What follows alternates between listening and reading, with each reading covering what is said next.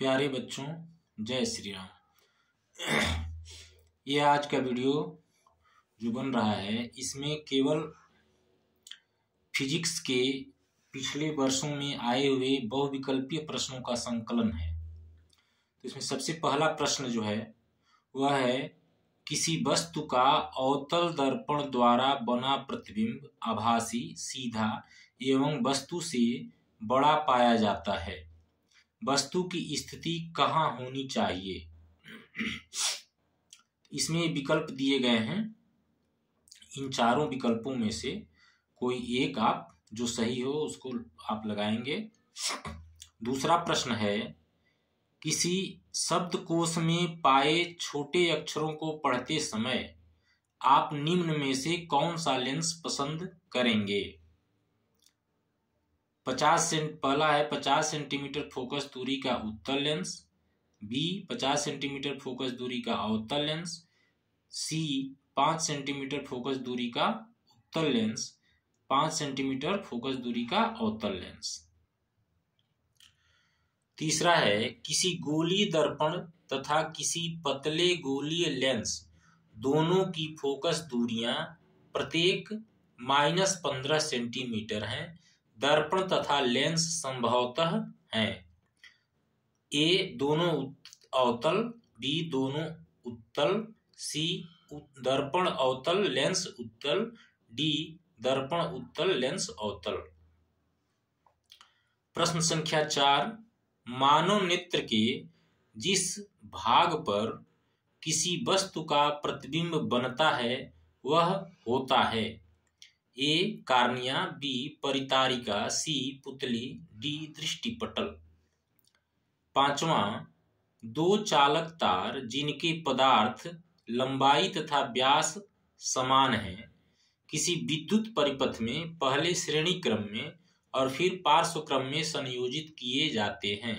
श्रेणी क्रम और पार्श्व क्रम संयोजन में उत्पन्न ऊष्माओं का अनुपात क्या होगा?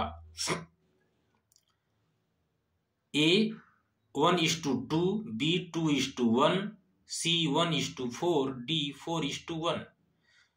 छठवां प्रश्न, लघु परिपथ के समय परिपथ में विद्युत धारा का मान ए बहुत कम हो जाता है, बी परिवर्तित नहीं होता है, सी बहुत अधिक बढ़ जाता है, डी निरंतर परिवर्तित होता है।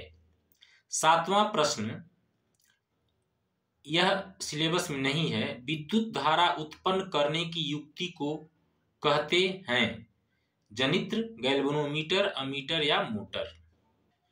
अगले सेट का पहला प्रश्न है, किसी वस्तु का वास्तविक एवं बड़ा प्रतिबिंब बनाने के लिए उसे अवतल दर्पण की किस स्थिति में रखना होगा? यहाँ 4 विकल्प दिए गए हैं, इसमें एक सही करना है। दूसरा प्रश्न है, किसी भी लेंस की क्षमता की इकाई होती है, तो इसमें से सोच समझ के लगाना है। इसमें बी प्रति मीटर होगा। तीसरा प्रश्न है, एक श्वेत प्रकाश किरण जब किसी कांच के त्रिकोणीय प्रिज्म से गुजरती है तब उसके रंगों में अलग अलग विक्षेपण होता है।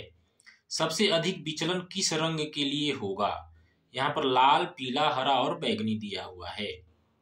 अगला प्रश्न है, सूर्य श्वेताभ प्रतीत होता है किस समय? सूर्योदय के काफी पूर्व, सूर्योदय एवं सूर्यास्त के समय, दोपहर के समय या सूर्यास्त के काफी बाद। वैसे यह प्रश्न सिलेबस में इस साल नहीं है। पांचवा है, किसी विद्युत चालक का प्रतिरोध निम्नलिखित में से किस बात पर निर्भर नहीं करता है? तो इसको आप चारों में से जो सही विकल्प हो उसको देख के लगा सकते हैं। छठा प्रश्न है, कब 4 विद्युत चालकों का समायोजन बनाने पर उनका परिणामी प्रतिरोध न्यूनतम होगा? इसको आप चारों विकल्पों में से जो सही है उसको आप लगा सकते हैं। सातवां है, एक विद्युत धारावाही चालक के कारण उत्पन्न चुंबकीय क्षेत्र की दिशा ज्ञात करने के लिए निम्नलिखित में से किस नियम की सहायता लेते हैं? दाहिने हाथ के अंगूठे का नियम। अगले सेट का पहला प्रश्न है, प्रकाश के परावर्तन के नियम सदैव सत्य होते हैं इनमें से किसके लिए? दूसरा प्रश्न है, किसी वस्तु का आवर्धित काल्पनिक प्रतिबिंब बन सकता है? उत्तल लेंस द्वारा, उत्तल दर्पण द्वारा, अवतल दर्पण द्वारा, ए और सी दोनों द्वारा। तीसरा प्रश्न है, अत्यधिक उच्च प्रतिरोध वाला पदार्थ कहलाता है? चालक, अर्धचालक, अतिचालक या विद्युत रोधी? चौथा प्रश्न है, विद्युत शक्ति की इकाई है? वोल्ट, वाट, जूल या कूलाम? पांचवा प्रश्न है, किसी विद्युत केतली में प्रवाहित धारा 3 गुनी कर देने पर केतली में उत्पन्न ऊष्मा की मात्रा हो जाएगी 4 गुनी, 3 गुनी, 9 गुनी, 12 गुनी। छठा प्रश्न है, एक व्यक्ति दूर स्थित वस्तुओं को स्पष्ट रूप से देखने में असमर्थ है, उसके नेत्र में दोष कौन सा होगा? दीर्घ दृष्टि दोष, निकट दृष्टि दोष, जरा दूरदृष्टिता या ये सभी? सातवां प्रश्न है, एक अवतल दर्पण किसी वस्तु का वास्तविक उल्टा और अत्यधिक छोटा प्रतिबिंब बनाता है। वस्तु की स्थिति होगी फोकस पर, ध्रुव और फोकस के बीच, वक्रता केंद्र पर या अनंत पर। अगले सेट का पहला प्रश्न है, एक प्रकाश किरण किसी लेंस के भीतर स्थित किसी बिंदु से बिना किसी विचलन के गुजर जाती है, वह बिंदु लेंस का होगा? फोकस होगा, वक्रता केंद्र, प्रकाशिक केंद्र या इनमें से कोई नहीं।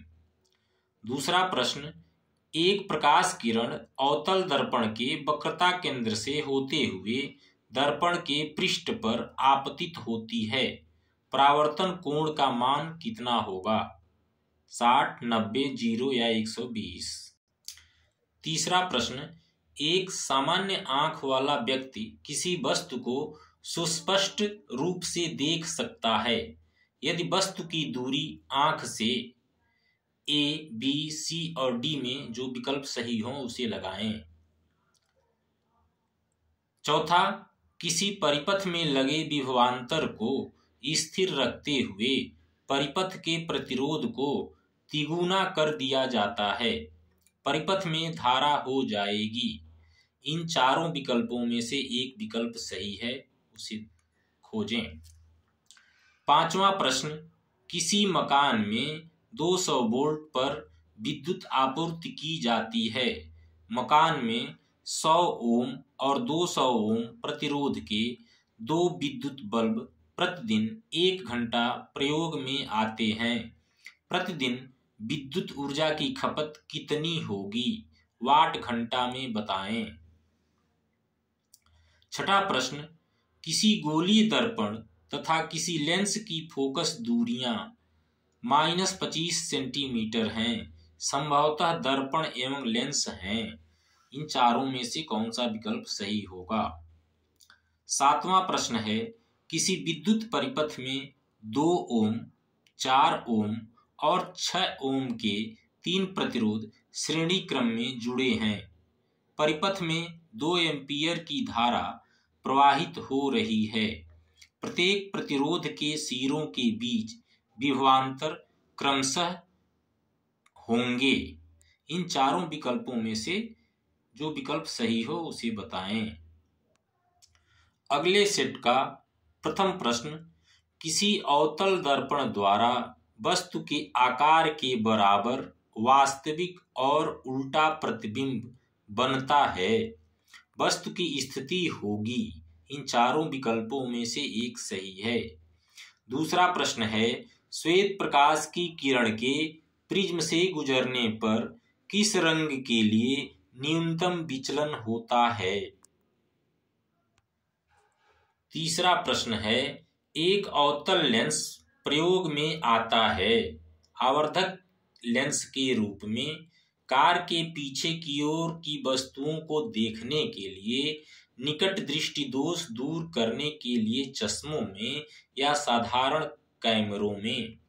चौथा प्रश्न है, आंख में प्रवेश करने वाले प्रकाश की मात्रा को नियंत्रित करता है पक्षमाभि अर्थात सिलियरी मांसपेशियां, बी नेत्र लेंस, सी पुतली, डी कार्निया।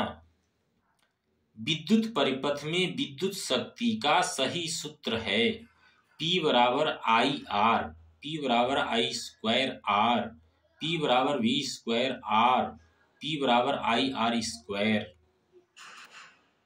छठा प्रश्न है, किसी विद्युत धारावाही सीधी लंबी परिनालिका के भीतर चुंबकीय क्षेत्र शून्य होता है या सभी बिंदुओं पर समान होता है, या इसके सिरों की ओर जाने पर घटता है या इसके सिरों की ओर जाने पर बढ़ता है। सातवां प्रश्न है, भारत में प्रत्यावर्ती धारा एसी आपूर्ति की आवृत्ति कितनी है?